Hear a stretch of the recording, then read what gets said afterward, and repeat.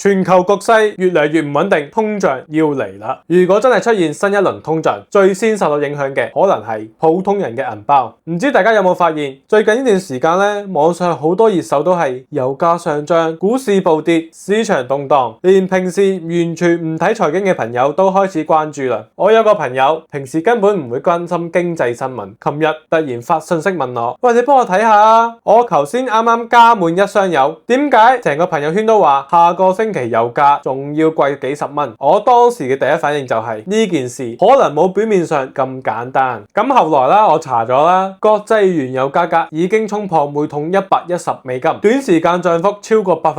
消息一出嚟，日本股市大跌，韓國股市都出現大幅下挫，市場情緒一下子緊張起身。咁問題嚟啦，點解原油價格突然暴漲？點解油價一漲，全球股市都會受到衝擊呢？原油同通脹之間到底有咩關係？如果新一輪通脹真係嚟咗，會唔會影響我哋嘅日常生活？今日就用最簡單嘅方法同大家講清楚呢幾個問題。先講原油同通脹嘅關係。其實原油唔係簡單影響你開車加油咁簡單。原油好多人稱為工業之母，係咩意思呢？現代社會入邊好多嘢都離唔開石油、汽油、柴油更加唔使講，仲有化肥、農藥、塑料、橡膠、化工材料，甚至係你而家着緊件衫、化妝品入邊都有石油產業鏈嘅影子。舉個例子，2022年俄烏衝突之後，國際油價一度接近$140一桶。當時歐洲好多地方出現能源危機，好多人以為係冇電，其實唔係，準確嚟講係電費太貴，用唔起。因為油價、天然氣價格上漲，發電成本提高，企業生產成本增加，物流成本增加，最後結果係咩啊？就係商品價格上漲，麵包貴咗，洗髮水貴咗，日用品慢慢漲價。當你發現嘅時候，通脹已經嚟到身邊，所以唔係簡單嘅油價上漲等於物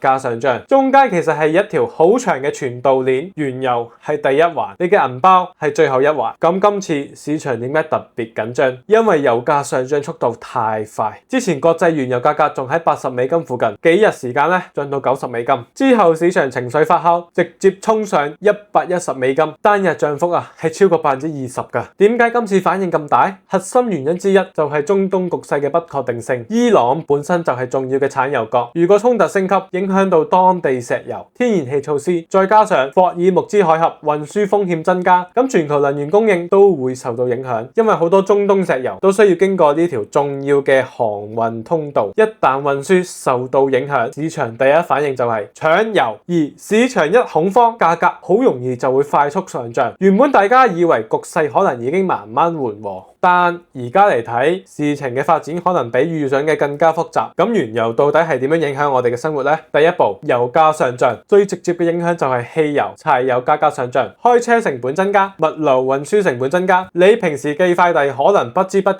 就貴咗幾蚊。第二，工廠成本增加，因為石油係化工基礎原料，塑料、橡膠呢啲嘢漲價以後，好多商品成本都會提高，比如話護膚品、玩具、衣服、各種生活用品，你可能感覺唔到，但係背後嘅生產成本已經慢慢上漲。第三，農業成本增加，化肥、農藥同能源價格有關，種植成本提高之後咧，超市入邊嘅大米啦、麵粉、蔬菜、肉類都可能受到影響。咁你會發現啦，兜咗一大圈，最後影響嘅都係自己嘅銀包啊！呢個就係通脹最麻煩嘅地方，而且更加頭痛嘅係，大家可能覺得以後嘅嘢越嚟越貴，咁好多人就會開始提前買，企業開始囤貨，消費者開始搶購，結果本來供應仲冇咁緊張嘅商品，因為大家一齊搶，價格反而真係漲起身。經濟學裏邊呢個叫做通脹預期，一旦呢種預期形成咧，價格上漲可能會進一步加速。如果呢個時候工資增長速度跟唔上物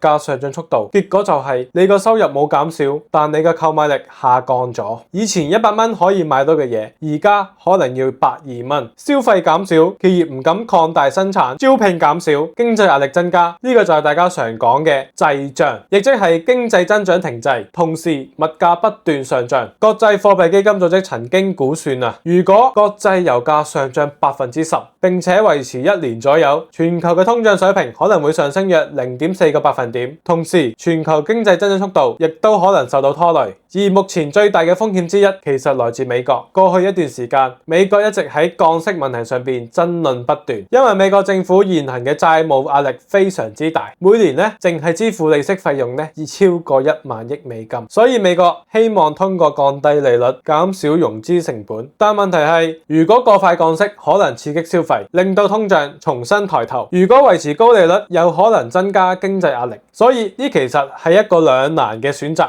最後總結一下，如果原油價格持續上漲，第一，汽油價格會上升，加滿一桶油可能明顯貴幾廿蚊，甚至更多。第二，能源成本上升，物流製造、農業都會受到影響。第三，物價可能全面上漲，如果工資增長追唔上通脹，普通人嘅實際購買力就會下降，嚴重嘅話就可能進入滯脹階段。當然啦，適度嘅通脹其實係好多經濟體希望睇到嘅，真正困難嘅係失控嘅通脹。對於普通人嚟講，喺經濟唔確定嘅時候，最重要嘅唔係盲目追漲，亦都唔係過度焦慮，保持現金流，控制負債，唔好輕易投資自己唔了解嘅嘢，先保護好自己嘅財產安全。因為經濟週期入邊，機會永遠都有，但係可唔可以熬過週期先係最關鍵。好啦，如果你對資產配置仲有疑問嘅，歡迎留言或者私信了解。